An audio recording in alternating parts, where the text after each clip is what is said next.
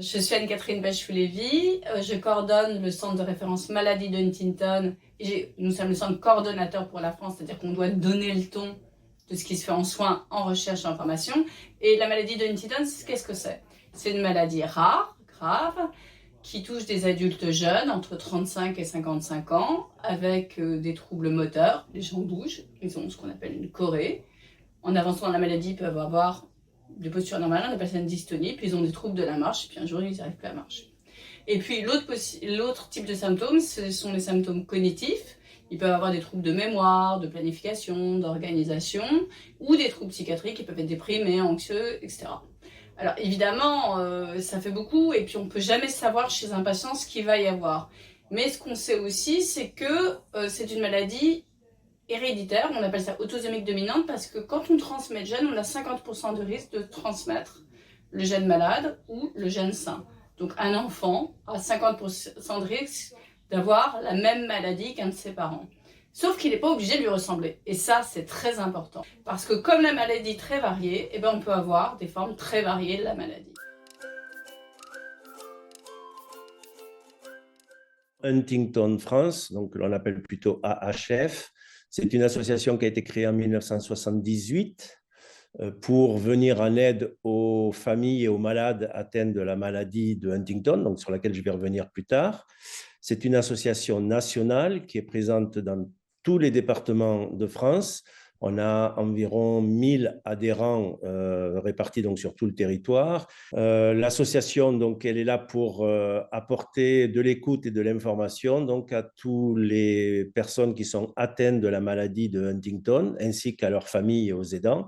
Quand une personne, on fait un diagnostic sur une personne par rapport à la maladie de Huntington, on se retrouve de suite avec un environnement familial très impacté, puisqu'il y a les frères et sœurs, il y a souvent les enfants, il y a parfois des petits-enfants, donc on se retrouve dans un cadre d'une maladie familiale très impactée avec des conséquences importantes par la suite. Dans le centre de référence Huntington, on est une équipe multidisciplinaire. Il y a des neurologues, des psychologues, des neuropsychologues, c'est-à-dire ceux qui vont tester les fonctions cognitives, des psychiatres, des psychomotriciens, une assistante sociale, une assistante administrative, un médecin coordinateur de soins, une infirmière coordinatrice de soins. Donc c'est beaucoup de monde qui sont en fait au service des patients, parce que il y a évidemment le suivi régulier, et puis il y a les urgences. Et puis de temps en temps, on aimerait bien, en cas d'urgence, avoir quelqu'un au bout du fil et pas se retrouver n'importe où. Et donc, ces gens-là vont pouvoir vous orienter dans n'importe quelle circonstance et n'importe quand, soit vers une consultation, soit vers les urgences, soit vers une hospitalisation, puisqu'on est capable, dans le centre de référence, d'assurer toutes ces fonctions. Soutenir les familles en leur apportant de l'information, de l'écoute, mais on a également un rôle important maintenant de formation et d'information auprès du personnel médico-social ou médical qui peut intervenir à domicile ou dans des établissements spécialisés. Et on a également une activité importante de soutenir la recherche française sur la maladie de Huntington. Un centre de référence, c'est une structure qui va faire de la recherche, de la formation et du soin.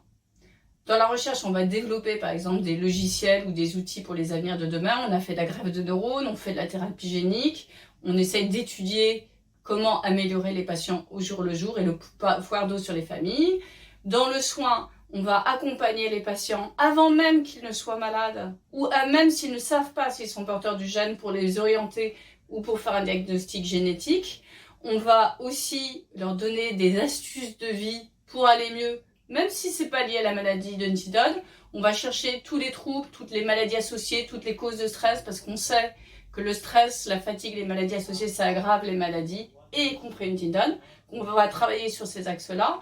On va faire de l'accompagnement des familles, on a des groupes de parole pour les aider, on a des entretiens face à face avec une psychologue, et puis on a aussi de l'éducation thérapeutique en atelier pour les gens qui veulent apprendre, et on a aussi rédigé avec les associations de patients et les patients un livre que je vous encourage vivement à regarder, qui s'appelle Huntington alors et qui est disponible en PDF, que vous pouvez télécharger sur le site de Brain Team. Et on va pouvoir aussi donner des médicaments pour améliorer les gens, ce sont les traitements symptomatiques. Étant donné que la maladie de Huntington, donc c'est une maladie qui se déclenche à l'âge adulte, on a pendant très longtemps, au niveau de nos adhérents, été en relation avec des personnes d'un certain âge qui accompagnaient les personnes, le conjoint malade, etc. Mais on se rend compte depuis quelques années qu'il y a des jeunes, donc des jeunes, c'est-à-dire qui ont l'âge de faire le test génétique, donc à partir de 18 ans, et qui sont concernés d'une manière ou d'une autre, soit parce qu'ils sont à risque, soit parce qu'ils sont porteurs, soit parce qu'ils sont aidants, mais ils ont envie de s'investir dans le milieu de la maladie de Huntington en menant des actions différentes de communication ou autres. Et donc en 2023, on veut vraiment mettre en évidence ces jeunes qui s'investissent. Toutes ces initiatives, on les trouve extraordinaires. On est content que des personnes plus jeunes se mettent au service de la maladie de Huntington. Actuellement, il y a 48 essais thérapeutiques, ça veut dire 48 médicaments qui sont testés dans le monde et qui sont répartis sur les différents centres, parce qu'un centre ne peut pas faire tous les essais thérapeutiques à la fois. Et dans ces 48 essais thérapeutiques, il y en a une vingtaine qui sont de thérapie génique. Et ça, c'est exceptionnel, parce que ça veut dire qu'il y a 20 essais, et il y en a forcément qui vont réussir, parce qu'il y en a qui sont quand même bien avancés déjà maintenant, qui vont, à un horizon de quelques années, pouvoir ralentir l'évolution de la maladie. Les choses dont on rêve actuellement, vous avez tous entendu parler de CRISPR-Cas9 qui coupe les ciseaux génétiques, ça va démarrer chez l'humain dans quelques années. Et le jour où on aura ça, peut-être on pourra ne plus parler de maladie de Huntington. Et ça serait évidemment formidable. Mais pour ceux qui ne l'ont pas, de toute façon, sachez qu'on s'occupe très bien de vous maintenant et qu'on vit 2 fois plus longtemps maintenant qu'il y a 20 ans ou 30 ans quand j'ai commencé. Et 2 fois plus longtemps parce que maintenant, on sait s'occuper des patients. Et ça, déjà, on l'a, c'est complètement nouveau et ça marche, c'est du garanti.